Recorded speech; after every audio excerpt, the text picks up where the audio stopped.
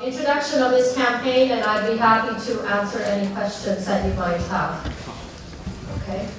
I'll start with you. You had your hand up first.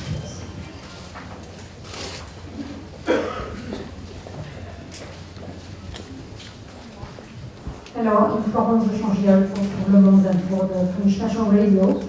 I've got three quick questions. One is about the nuclear issue. I've seen on your cover you say nuclear free, but you don't mention the fourth plant and what are you going to do with this if you get elected, will you stop it or not? About the trip of Dr. Tsai to USA, it did not go very well apparently. She was not warmly welcome. Could you comment and tell us a bit more about what happened? And finally, about this concept of Taiwan consensus, what is behind it and what does it mean? Thank you very much. Okay. Quickly, our nuclear energy or Taiwan energy policy involves gradually phasing out our dependence on nuclear energy, which is roughly at about 20% right now. 20% of our total energy today is based on nuclear energy in Taiwan. And this is an issue that we have raised for 2 decades, almost since the founding of the DPP. But it has been revisited since the tragic incident in Fukushima that has raised a serious concern about the safety of nuclear energy in Taiwan, especially due to the fact that all of our nuclear plants are on earthquake fault lines, and Taiwan is also threatened by possible tsunamis. And our goal is to gradually phase out dependence on nuclear energy by the year 2025. And this would involve massive investments in alternative and renewable energy sources gradually. There is a fourth nuclear plant that is being built, and our proposal is to suspend its operation and not put it into production operation. On the question of Tsai Ing-wen's U.S. trip, our trip to the United States, during this trip, Tsai Ing-wen met with senior officials at the level that was accorded during Ma Ying-jeou's visit to the United States 4 years ago, or before his previous election campaign. All of the U.S. government officials that met with us started their meeting by reiterating U.S. policy, which is a respect for Taiwan's democracy, support for Taiwan's democracy, and a willingness to work with whoever is democratically chosen by the people of Taiwan. On the question of the Taiwan consensus, this is an idea that Tsai Ing-wen has proposed to deal with China. She believes strongly that it is important for Taiwan to overcome the internal divisions and form a consensus that would strengthen our position as we deal with China. In the long term, we would also encourage the Chinese to look at this in a positive light, because in the long run, it provides the kind of consistency and stability in policy, because it reflects a majority consensus of the Taiwanese people, not necessarily the views of a single political party. So we have greatly emphasized the need for building internal consensus as we deal with China, and that is where the idea of the quote-unquote Taiwan consensus comes from. Okay, I'll start from that side of the room. Yes. Jackie with Voice of America from Washington, D.C. I also have three very quick questions. First of question the sincerity of Chairman Tsai's coalition proposal. How would she offer olive branch to her rivals, including KMT and PFP? And the second, China has a lot of doubts about Tsai's attitude toward 92 consensus. How would she establish confidence with Beijing to stabilize the cross-strait relations? And the final question, in terms of gender, we have noticed that in addition to Chairman Tsai herself, there are a lot of capable women like you and Mayor Chen Ji playing a very important role in this campaign. How will she translate this woman power within DPP into her future policy and cabinet? Maybe, should she become the first president of Taiwan? Thank you. Okay. Again, 3 questions. It'll be hard to get to all of you if each one poses 3 questions, but I'll try to answer them as briefly as possible. First, on the issue of grand coalition. In the year 2000, President Chen invited individual members of the KMT, such as the former Defense Minister Tang Fei, to be his first premier to join the government. But that was not a coalition-based government, because it was not based on party-to-party negotiations. Instead, it was based on an individual invitation. That was not very successful because we remained a minority government throughout the 8 years. What we mean by coalition does involve party-to-party talks and the involvement of all the major political forces within Taiwan. Tsai Ing-wen's character, she has a consensus-building character. When she took over the DPP in the year 2008, that was at our party's worst time. We were defeated dramatically, we were divided, we were in debt. There were all kinds of factional differences. There were differences over how to respond to Chen Shui-bian's allegations. But she has managed to bring everyone together to form a sense of unity within the party. And so I think her ability to build consensus, her ability to build coalition has been quite apparent in the past few years. Of course, the idea of a coalition government has not been practiced yet in Taiwan. And I have to say, frankly, that in the year 2000, our party was not prepared to enter in a coalition. After all, that was the first ever change in government in Taiwan's history.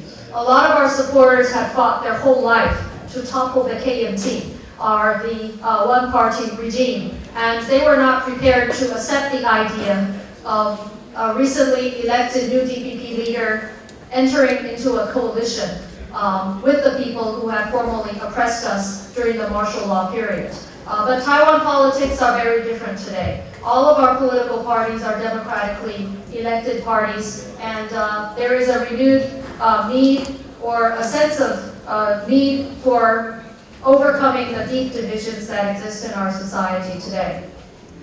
On the the second question on the so-called 92 consensus. This was a term that was invented in the year 2000. And the person who invented the term also said that he created this term in the year 2000. In 92, there was no such thing as an actual consensus. What happened in 92, it was a spirit of 1992, a spirit to agree to disagree. And that enabled the two sides to engage in dialogue and interaction across the strait over the past nearly 2 decades, including the 8 years that the DPP was in government. And our view on the so-called 92 consensus is that if it didn't exist, it's not a strong enough foundation that can be sustainable in the long run. And that's why we talk about building an internal Taiwan consensus that would be much more stable, consistent, and predictable in the long term, and a more solid foundation for interacting across the strait in the long run. On the third question of gender, in earlier years, unfortunately, the DPP had obtained a stereotype or prejudice as being a rather chauvinistic, male-oriented political party. And I admit that in previous elections, our voters were also, we got more support from the men than we got from women. However, in recent years, we have tried to change this. And all of this is despite the fact that we believe our gender policies have been much more progressive. But it's only in recent years that we've managed to change the image of a party, and that we've gotten a lot more support from women within our society. And indeed, the DPP has historically had many strong women characters, not only Tsai Ing-wen, but historically our first ever woman vice president was also from the DPP. Out of the 6 mayors that we have governing around Taiwan, 3 of them are women. We have had a number of women political activists in our party. We also championed the system in which we guarantee a minimum level of women involvement in our political system. Of course, most women have surpassed this minimum requirement, and So this is something that we feel we're proud of, although there is a lot more room for progress in Taiwan, but we are proud to be one of the most progressive political societies in Asia. In fact, I believe we have more women represented in our political system than they do in the United States. And so we have a lot more to do, but we have come a long way and we're proud of that. All right.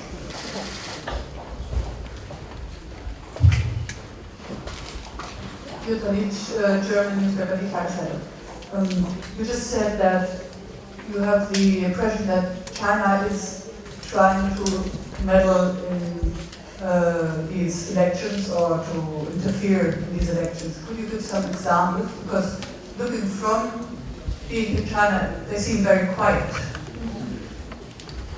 Well, the means of Chinese intervention has evolved over the years. And as I mentioned in my earlier briefing, they are not using the actual missile tests of this time, but they are becoming more sophisticated in using their economic leverage. There are many, many examples that are well known in the local, in our local press and within among our society, such as Chinese procurement delegations coming to central and southern Taiwan, where the DPP is strong, and they are often, these procurement delegations are accompanied by local KMT politicians, and in an apparent attempt to try to help them in their election campaigns. Also, I just mentioned that there are charter flights and discount tickets provided to Taiwanese business people to come back to Taiwan to vote. Of course, that is based on an assumption that most of them will vote KMT, but we challenge that assumption because our own assessment is that there are at least 30 or 40% or more of the Taiwanese business people who will vote DPP, because they understand that they need a strong Taiwan and a strong government to have the necessary leverage to conduct their business in China and around the world. Our local tour operators also inform us that the Chinese have suspended a lot of group tourist groups to Taiwan to vacate airline seats and make them available for business people to return to vote. There are many indications such as this, and also it's been reported by individual business people that they've been asked to make political donations to the KMT, and their names are submitted to the Chinese authorities, and the Chinese authorities pressure them to make such political donations. Some of our donors are actually afraid to make donations to us for fear that since we have to, according to law, publicize all of our donations, for fear that that might affect their business interests negatively within China. So there are many, many indicators of China utilizing their economic leverage to influence this election, and we have repeatedly called on the Chinese government to remain neutral, to respect our democracy. We've actually called on all governments around the world to respect our democracy and the wishes of the Taiwanese people. Yes, Mr. Bell. I'll get to Philip Byron, columnist for various newspapers. Moving away from cross-strait relations, and particularly from an economic perspective, towards global issues, are you prepared for the trade liberalizations which would be necessary to join various free trade pacts? That's my first question. Second question is a somewhat related one as far as the neighbours are concerned. What is your view of the ownership of the islands in the South China Sea, which is such an interest to Vietnam and Philippines in particular? And thirdly, do you have any policies which might raise the birth rate in Taiwan, which is about the lowest in the world? The birth rate in Taiwan, which is about the lowest in the world? Okay, first on the question of liberalization and global trade. Taiwan is in a very unique situation internationally. That is, there's often a lot of political pressure on countries against formalizing trade agreements with Taiwan. But in order not to be marginalized, actually we proactively encourage and seek trade agreements with other alternative markets so that we can diversify our global trade interests and not focus 100% all on China.